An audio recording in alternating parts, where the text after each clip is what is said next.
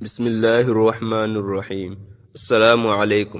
اشفاق احمد صاحب لکھتے ہیں کہ ایک ایملی جورجیا ایک فرانسیسی خاتون تھی جس کا تعلق فرانس کے ملٹری سے تھا۔ نیٹو میں شامل فرانسیسی ملٹری میں یہ خاتون بھی شامل تھی جنہیں مسلمان ملک شام میں بھیج دیا گیا جب فرنگیوں کے جنگی طیاروں نے شام کے ہنستے بستے شہروں کو دہشت گرد حکومت سے نجات دلانے اور عوام کو اقتدار کی منتقلی کے نام پر ملیا میٹ کرنا شروع کر دیا تو شامی مائیں بہنیں بیوہ اور یتیم ہونا شروع ہو گئی اور مسلمان ممالک چین کی نیند سوتے رہے۔ تو اس کے بعد نیٹو فورسز نے زمینی فوج کے کچھ دستے بھی شام میں بھیجے تو ان میں یہ فرانسیسی خاتون ایملی جورجیا بھی شامل تھی۔ ایملی جورجیا مذہباً یہودی خاتون تھی، اسلام اور مسلمانوں سے بے انتہا کی نفرت کرتی تھی۔ وہ چن چن کر مسلمانوں کے لیے قابل احترام خاص مقامات کو نشانہ بناتی تھی اور ہر رات کو ملک شام کی لوٹی پھوٹی نوجوان لڑکیوں کو اپنے ماتحت فوجیوں کی ہوس کا نشانہ بناتی تھی۔ حیرت کی بات یہ تھی کہ یہ سب کچھ وہ اپنا مذہبی فریضہ سمجھ کر کرتی تھی۔ اسے ایسا لگتا تھا کہ مسلمانوں پر کیے گئے ظلم کی وجہ سے مذہب کے اندر اس کا رتبہ بلند ہوگا۔ مسلمانوں پر ظلم و ستم کے پہاڑ توڑے جا رہے تھے۔ اسی دوران ایک بار کسی سرچ آپریشن کے دوران وہ اپنی ٹیم کو لیڈ کرتے ہوئے قبرستان سے گزری۔ قبروں کو پاؤں سے روندنا شروع کر دیا۔ ایک قبر پر ایک بوڑھی عورت بیٹھی ہوئی تھی جس کے 2 بیٹے اور زہران فرنگی افواج کے ہاتھوں شہادت پا چکے تھے، جبکہ اس کی بیٹی کو ہوس کا نشانہ بنانے کی خاطر فرنگی اٹھا کر لے گئے تھے۔ بعد ازاں زندہ یا مردہ بیٹی کبھی نہیں ملی۔ اس کمزور اور ناتواں عورت کے شوہر اور بیٹوں کو گھر کے اندر سرچ آپریشن کے نام پر راکٹ لانچر سے مارا گیا تھا۔ موت اس قدر دردناک تھی کہ 3 جسموں کے ٹکڑے ملا کر بھی ایک مکمل لاش نہیں بن پائی تھی، اور پھر ان سب ٹکڑوں کو ایک ہی قبر میں اتار دیا گیا تھا۔ اس خاتون کی دنیا اجڑ چکی تھی۔ اس کا سارا دن وہیں اپنے شوہر اور بچوں کی قبر پر بیٹھے ہوئے گزرتا تھا۔ آج بھی وہ حسب معمول بیٹھی تھی جب ایملی جورجیا اپنے ساتھیوں کے ہمراہ قبروں کو پامال کرتے ہوئے اس عورت تک جا پہنچی اور اپنے ترجمان کے ذریعے اس بوڑھی عورت سے یہاں بیٹھنے کی وجہ پوچھی تو عورت نے گڑگڑاتے ہوئے اسے بچوں اور شوہر کے متعلق بتایا اور رو رو کر فریاد کرنے لگی کہ ان کی قبر چھوڑ دی جائے۔ عورت کی بات سن کر بجائے رحم دلی کرنے کے ایملی جورجیا نے ساتھیوں کو قبر نیست و نابود کر دینے کا حکم دیا۔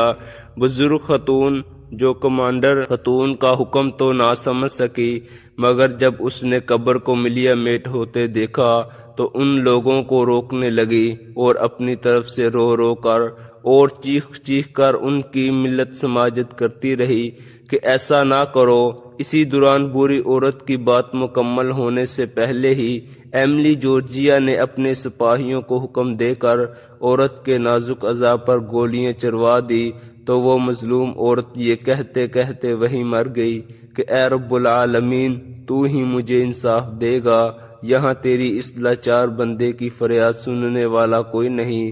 عورت کی موت کے بعد نہ صرف ایملی جورجیا نے خود قبرستان کے احترام سے قطع نظر قبروں پر غلاظت کی، بلکہ اپنے سپاہیوں کو بھی ایسا کرنے کا حکم دیا اور سپاہی اس کا حکم بجا لائے۔ پھر وہ واپس اپنے رہائش پر چل دیے۔ وہاں پہنچ کر شراب و شباب اور کباب کی محفل جمی اور پھر سب سونے کو چل دیے، مگر وہ رات سب کے لیے باری ثابت ہوئی۔ رات کو کوئی بھی سکون سے نہ سو سکا۔ کوئی نظر نہ آنے والی مخلوق ان کے جسموں پر ضرب لگاتی رہی، یہاں تک کہ اسی رات 6 سپاہی عجیب و غریب موت مر گئے۔ 4 کے جسم کی ہڈیاں فریکچر ہو گئی اور 2 کی بینائی جاتی رہی۔ یہ عمل یہاں نہیں رکا۔ آئے روز ایملی جورجیا کے سپاہی سوتے ہوئے گردن ٹوٹ جانے سر پر اپنی ہتھیار کی چوٹ لگ جانی اور زہر کھا لینے کی وجہ سے مر جاتے، جبکہ سونے سے پہلے سب لوگ صحت مند ہوتے تھے۔ محض 4 دن کے اندر ہی سپاہیوں نے ایملی جورجیا کے نیچے کام کرنے سے انکار کر دیا۔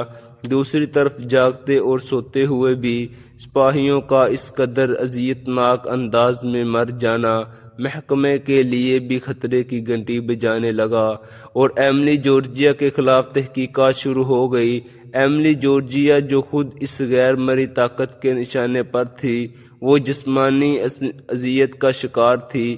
کبھی اس کے بدن پر کٹ لگ جاتے تھے، کبھی اس کو مختلف زہریلے کیڑے ڈس لیتے تھے، کبھی چوٹ پہنچا کر اس کی ہڈی توڑ دی جاتی۔ دوران تحقیقات ہی وہ دماغی توازن کھو بیٹھی اور اسے ملازمت سے برخاست کر کے مینٹل ہسپتال منتقل کر دیا گیا، مگر ہسپتال کے اندر بھی وہ سلسلہ جاری رہا۔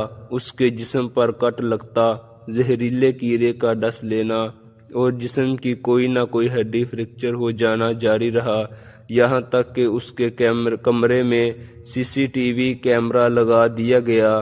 کیمرے کے اندر کوئی بھی چیز نظر نہ آتی، البتہ ایملی جورجیا کا جسم بستر سے اچھل کر زمین پر گرتے نظر آتا، جیسے اسے کسی نے پوری قوت سے ہوا میں بلند کیا اور پھر زمین پر دے مارا ہو۔ کیڑا زمین پر چلتا ہوا نظر نہ آتا، البتہ اچانک سے ایملی جورجیا کے جسم پر نمودار ہوتا، اسے ڈستا اور جسم پر ہی غائب ہو جاتا۔ ڈاکٹرز نے اس کو لاعلاج قرار دے کر اس سے توجہ ہٹا لی اور اس کے ماضی پر تحقیق شروع کر دی۔ جب وہ قبرستان والے واقعے پر پہنچے تو انہوں نے مسلم علماء کرام اور مسلم ڈاکٹرز کی خدمات حاصل کر لی۔ ڈاکٹر اور علماء نے ان کو خدائی عذاب سے متعلق آگاہ کیا، مگر ساتھ ہی معذرت کر لی کہ وہ چاہ کر بھی اس معاملے میں کوئی مدد نہیں کر سکتے۔ آخر کار تھک ہار کر ایملی جورجیا کے کہنے پر اسے زہریلا انجیکشن دے کر موت کے گھاٹ اتار دیا گیا، مگر ہسپتال کا عملہ اور اس کے ساتھی سپاہی آج بھی اس کی اذیت کو یاد کر کے لرز جاتے ہیں۔ اشفاق احمد صاحب فرماتے ہیں، جو اس دنیا میں بے یارو مددگار ہوتے ہیں، انہیں کبھی بھی اکیلا نہیں سمجھنا چاہیے۔ ان کے ساتھ تو رب کی ذات ہوتی ہے، جو قوت و طاقت کا سرچشمہ ہے۔ یہ دنیا کا اصول راہ ہے کہ جو بھی ظالم و جابر ہوتا ہے، وہ مظلوم و محکوم پر ظلم کر کے خوش ہوتا ہے، اور رب العالمین کا بھی یہ اصول ہے کہ وہ ظالم کی رسی ضرور دراز کرتا ہے، لیکن جب ظالم سے حساب لیتا ہے تو فرشتے بھی رب کے خوف سے کانپتے ہیں، عرش بھی ہل جاتا ہے۔ اشفاق احمد صاحب فرماتے ہیں کہ میں نے اپنی آنکھوں سے ایسے ہزاروں لوگوں کو دیکھا ہے جو اپنے وقت میں فرعون بنے ہوتے ہیں، بے انتہا کے ظلم ہوتے ہیں، لیکن ان کی موت کے وقت وہ عبرت کا نشان بن جاتے۔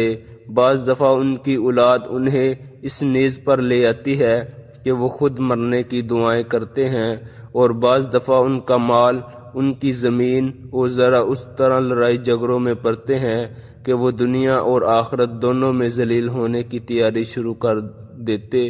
اللہ پاک سے دعا ہے کہ وہ ظالموں کے ظلم سے ہم سب کو محفوظ رکھے۔ اللہ ہم سب کا حامی و ناصر ہو۔